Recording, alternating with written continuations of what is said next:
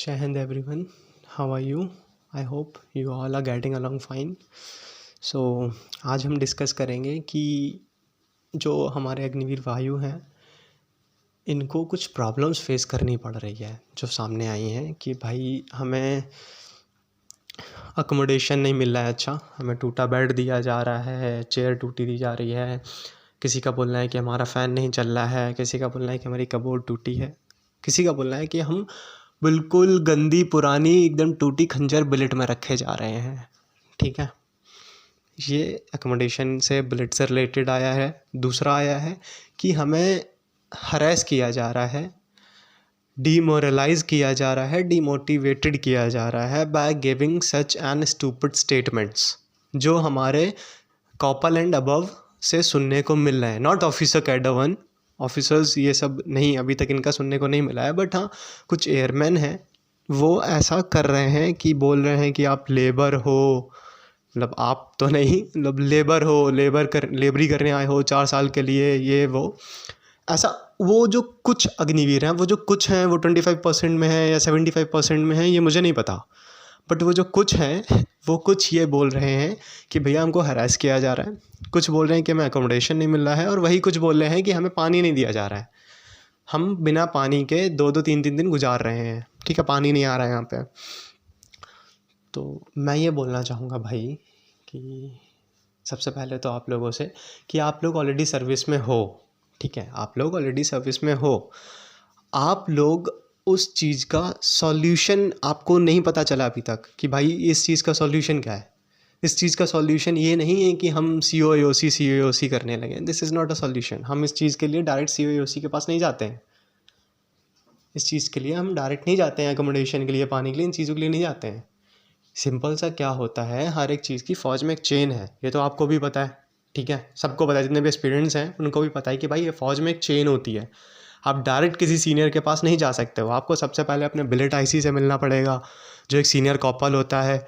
फिर वो नहीं सुन रहा है तो फिर आप सेक्शन जाओगे, अपने सेक्शन IC से मिलोगे, JWO साहब से मिलोगे, फिर आप अपने अफसर IC से मिलोगे, अफसर IC नहीं सुन रहा है फिर आप स्टेशन कमांडर के पास जाओगे, फिर आप AOC के पास जाओगे, जब AOC भी नहीं सुन रहा है तो फिर आप अपनी कमांड को लेटर लिखोगे, ठीक है, जो भी आपके एरिया की कमांड है उसको लेटर लिखोगे, वो नहीं सुन रही है तो फिर आप हेडक्वार्टर जाओगे, जब हेडक्वार्टर नहीं सुन रहा है तो फिर आप MOD जाओगे। ये एक चेन है, ठीक है, हेडक्वार्टर जो मैंने बोला दिल्ली वो चीफ है, ठीक है, ये एक चेन होती है भाई। अब इसके सॉल्यूशन में बात कर लेते हैं कि इनका सॉल्यूशंस क्या है। मान लो अकोमोडेशन की बात लेते हैं कि कोई भाई अपना है जो बोल रहा है कि भैया हमको टूटा बेड दे दिया, हमारा तो पंखा नहीं चल रहा है, हमें तो बहुत गंदी जगह रखा गया है। तो भाई हर एक एयरफोर्स स्टेशन में एक डिपार्टमेंट होता है जिसको हम MES बोलते हैं, मिलिट्री इंजीनियर सर्विसेज। ये जितने भी एयरफोर्स स्टेशन हैं, जितने भी आर्मी कैंप हैं, जितने भी नेवी वो हैं, मतलब स्टेशंस हैं, उन सब में होता है, ठीक है। तो आप जहाँ पे पोस्टिंग है ना, वहाँ पे भी एक MES डिपार्टमेंट होगा। आप वहाँ जाओ, ठीक है, आप ड्यूटी जा रहे हो तो उससे 10 मिनट पहले चले जाओ, या फिर ड्यूटी करके आ रहे हो तो आप डायरेक्ट वहाँ MES डिपार्टमेंट चले जाओ। कुछ का सेक्शन में जस्ट बगल में होगा, कुछ का भाई थोड़ा दूर हो सकता है, साइकिल लेके जाओ आप, ठीक है। आप जाओगे, आप वहाँ जाके रजिस्टर एक होता है जिसको कंप्लेन रजिस्टर बोलते हैं, MES में जिसको कंप्लेन रजिस्टर बोलते हैं, उस रजिस्टर को उठाओ, उसमें कॉलम्स होते हैं, ठीक है, कॉलम में आपका रैंक होता है, सर्विस नंबर होता है, नेम होता है, ये आपको फिल करना पड़ता है। फिर आपका एड्रेस होता है, एड्रेस में आप जिस बिलेट में रह रहे हो, जिस रूम में रह रहे हो, जिस बेड में रह रहे हो, वो आपको फिल करना है। उसके बाद आपकी जो भी प्रॉब्लम है कि भैया हमारा बेड टूटा है, कुछ प्रॉब्लम, हमारा फ़ैन नहीं चल रहा है, रेगुलेटर ख़राब है, कुछ कि हमारा बल्ब नहीं जल रहा है, ये जितनी भी प्रॉब्लम है, ये आपकी जो भी प्रॉब्लम है, किसी का बेड टूटा है, किसी का फ़ैन नहीं चल रहा है, इसमें आप नोट करो उस रजिस्टर में। विदिन 48 आवर्स आपका सॉल्यूशन होगा, कोई ना कोई आके आपको विदिन 48 आवर्स अटेंड करेगा। और आपने अगर बिलेट की प्रॉब्लम लिखी है ना, तो अगर आप उस टाइम पे बिलेट में नहीं भी हो तो आपकी प्रॉब्लम पढ़ी जाएगी। मान लो आपका बेड है, बेड ये है, उसको पता है ये फ़ैन है, तो वो फ़ैन अपने आप सही करके जाएगा, साइन आपसे बाद में ले लेगा, वो बेड आपका फ़ैन सही करके जाएगा, ठीक है, विदिन 48 आवर्स। और उस रजिस्टर का हर 7 दिन में रिव्यू होता है, ठीक है। MES में जो एक अफसर होता है, सूबेदार रैंक का होता है, वो आर्मी के होते हैं वो लोग, ठीक है, सूबेदार रैंक के होंगे तो वो JE साहब होते हैं, ठीक है, जेई साहब से अगर मान लो आपने नोट किया अगले दिन कोई नहीं आया है, तो आप अगले दिन जाओ जेई साहब से मिलो, जेई साहब को पर्सनली अपनी प्रॉब्लम बताओ कि सर मैं इस बिल्डिंग में रहता हूँ, ऐसा ऐसा है सर, मेरा फ़ैन नहीं चल रहा और सर रात में सो नहीं पा रहा हूँ, बहुत प्रॉब्लम हो रही है। पोलाइटली बोलोगे, वो सुनेंगे, वो तुम्हारी आके भाई फ़ैन अगर सही होने वाला होगा सही करेंगे, चेंज होने वाला होगा चेंज करेंगे। तो आपका एकोमोडेशन जो भी कबोर्ड अबोर्ड जो भी चीज़ है ना, फर्नीचर डिपार्टमेंट होता है, मतलब MES में ही है लेकिन फर्नीचर का एक हॉल होता है, वहाँ पे आप अपना लेके जाओ, अपना उनको चेयर दो, वो आपसे वही कॉलम रजिस्टर भरवाएंगे, अपना नाम वाम लिखो, चेयर आपको दूसरी दे देंगे जो आपकी टूटी है। बेड का है तो बेड आपका चेंज कर देंगे, फर्नीचर वाले कर देते हैं, वो भी MES के ही अंदर आता है। तो आपका बेड वेड चेंज होने वाला है यार, ये तो सर्विस में अंदर बताई जाती हैं चीज़ें। नहीं बताई जा रही हैं तो वो एक बार अपने सीनियर से बात करो, जो आपके बिलेट आईसी है ना, सीनियर कॉपल है या कोई भी सीनियर है, JWO साहब से बात करो, जो आपके सेक्शन में है JWO साहब हैं, उनसे नॉर्मली बात करो, या फिर कोई कॉपल से ही बात कर लो, LAC से ही बात कर लो, वो आपको ये चीज़ें बता देगा। उसको भी बताऊँगी। आप लोग पता नहीं क्यों नहीं ये चीज़ समझ पा रहे हैं। प्रॉब्लम बाहर बताने से कुछ नहीं होगा, उनका सॉल्यूशन अंदर ही है। आपको सॉल्यूशन अंदर ही मिलेगा, बाहर नहीं मिलेगा उसका सॉल्यूशन। तो MES आपका जो एकोमोडेशन वाला पंखा और बेड और चेयर टेबल ये सब आपका MES देखता है। MES विदिन 48 आवर्स या 7 डेज़, मैक्सिमम 7 डेज़ में आपका सोल्यूशन करके देगा। सेकंड थिंग कि भैया हमको हरास किया जा रहा है, हमारे एक सेक्शन में है सार्जेंट साहब, वो हमसे बोलते हैं कि तुम लेबरी करने आए हो, कभी कभी गाली दे देते हैं। अगर ऐसा हो रहा है और पानी सर के ऊपर जा रहा है, आप बेयर नहीं कर पा रहे हैं चीज़ें, तो फ़ौज में एक एप्लीकेशन होती है जिसको बोलते हैं जनरल एप्लीकेशन। उसका टाइटल होता है general application. General application station commander को पुटअप की जाती है, ठीक है। जनरल एप्लीकेशन स्टेशन कमांडर को पुटअप की जाती है। आप वो जनरल एप्लीकेशन टाइप करो। भाई ये मत बोलना कि मुझे एप्लीकेशन का फॉर्मेट नहीं पता है, ठीक है। तो आप उस जनरल एप्लीकेशन को टाइप करो, ठीक है। उसमें आप अपना इशू लिखो कि sir sergeant so name rank and किस सेक्शन में है, देन वो क्या कर रहे हैं, आपको हरास कर रहे हैं, कैसे हरास कर रहे हैं, पूरी घटना लिखो, ठीक है। जो भी है उन्होंने जो जो स्टेटमेंट्स दिए हैं सब लिखो आप। उसको लिखने के बाद अगर आपके पास कोई उसका वीडियो है या 2 आई विटनेस हैं, वेल एंड गुड। मतलब अगर आपके पास वीडियो है और 2 आई विटनेस है ना, तो आप उस सार्जेंट की नौकरी भी खा सकते हो, ठीक है। बट अगर आपके पास कोई आई विटनेस है, कोई नहीं है, आप पर्सनली उसको कर रहे हो, तो आप वो एप्लीकेशन पुटअप करोगे, स्टेशन कमांडर के पास जाएगी, स्टेशन कमांडर दोनों को बुलाएगा, आपको भी बुलाएगा और सार्जेंट को भी बुलाएगा, दोनों के स्टेटमेंट लेगा, ठीक है। फिर वो एप्लीकेशन आपके कमांड एरिया कमांड में फॉरवर्ड कर दी जाएगी, सॉरी AOC के पास जाएगी, AOC के बाद वो एरिया कमांड में फॉरवर्ड कर दी जाएगी। कमांड से आएगा, आपका पूरा देखा जाएगा। उस सार्जेंट साहब ने अगर गलती मिल गई ना उनकी, तो उनके साथ वो होगा कि आने वाले भविष्य में उस स्टेशन के अंदर कोई अग्निवीर का मजाक नहीं उड़ा पाएगा, ठीक है। ऐसी पनिशमेंट देते हैं, हो सकता है नौकरी भी चली जाए सार्जेंट साहब की। डीमोरलाइज कर रहे हैं ये एक सोल्जर को, ठीक है। डीमोरलाइज वर्ड है, डीमोटिवेटेड फौज में नहीं होता, डीमोरलाइज होता है फौज के लिए। आप एक सोल्जर को डीमोरलाइज कर रहे हो, ठीक है। और ये जितनी भी चीज़ें हैं ये एयरफोर्स एक्ट 1950 के अंडर आती हैं, ठीक है। जैसे एक संविधान है ना, तो आपने कभी भी देखना, फेज़ 2 देने गए होगे या मेडिकल देने गए होगे, उसमें लिखा रहता है, आप जो एडमिट कार्ड होता है ना उसमें लिखा रहता है कि जैसे ही आप एयरफोर्स स्टेशन के अंदर जाएंगे, आप एयरफोर्स एक्ट 1950 के अंडर आ जाते हैं, ठीक है। तो फिर आप में फ़ौज के कानून लागू हो जाते हैं आपके ऊपर सिविल के कानून लागू नहीं होते हैं, आपके ऊपर फ़ौज के कानून लागू हो जाते हैं। तो फ़ौज के कानून में भी सबका सॉल्यूशन है यार, ठीक है। तो सबसे पहली चीज़ कि आपको जनरल एप्लीकेशन टाइप करनी है और वो स्टेशन कमांडर का ऑफिस में जाके पुटअप करनी है। वो आपका उधर सॉल्यूशन होगा, आपको हरास कोई करेगा ही नहीं, ऐसी पनिशमेंट दे देंगे। वो ऐसा सुना देते हैं ना कि कोई कुछ करेगा ही नहीं, कोई कुछ नहीं करेगा। देन उसके बाद वाटर का, भाई पानी नहीं आ रहा है। हाँ, मैं इस पे एक चीज़ बोलूँगा, ठीक है। एडजस्ट करना पड़ता है भाई हर जगह, ठीक है।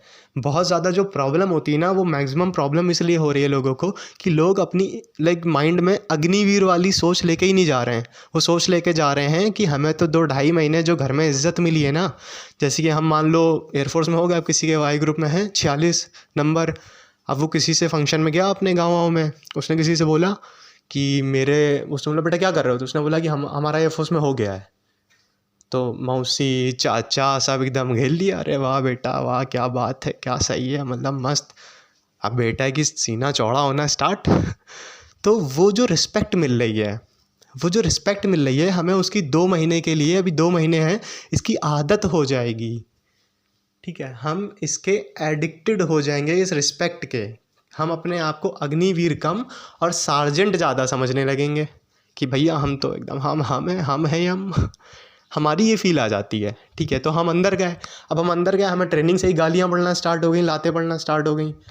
वहाँ फिर पोस्टिंग आई, पोस्टिंग में भाई काम करना स्टार्ट हो गया। सीनियर्स, हर एक अफसर में भी सीनियर्स होते हैं, अफसरों को भी गालियाँ पड़ती हैं, तो हम तो अग्निवीर हैं, तो हमें वहाँ गालियाँ पड़ना। अब हमारा माइंड ये एक्सेप्ट ही नहीं कर पा रहा है, क्योंकि हम तो 2.5 महीने की इज्जत के आदी हैं।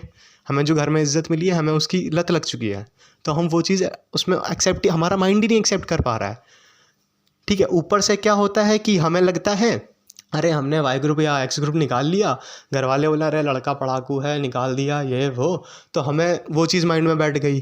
अब हम इतना करने के बाद अंदर गए, अंदर थोड़ा सा कुछ गलत हुआ तो हमें क्या लगता है, यार वाई ग्रुप निकाल लिया, एक्स ग्रुप निकाल लिया, अफसर तो आराम से बन जाएंगे, कहाँ इसके पीछे पड़े, छोड़ो इसको। भाई ये तुम्हारा दिमाग तुम्हारे साथ खेल रहा है, समझ रहे हो, तुम्हारा दिमाग तुम्हारे साथ खेल रहा है। तो जो भी बंदे हैं, अपने माइंड में एक छोटी सी चीज़ फीड कर लो कि तुम वहाँ पे अग्निवीर बन के जा रहे हो, और तुम्हें काम तो करना पड़ेगा, सीनियर्स की डांट भी सुननी पड़ेगी, ये माइंड में फीड करो, ठीक है। जो इमेज आपने बना रखी ना, ये हमें सार्जेंट वाली रिस्पेक्ट मिलनी चाहिए।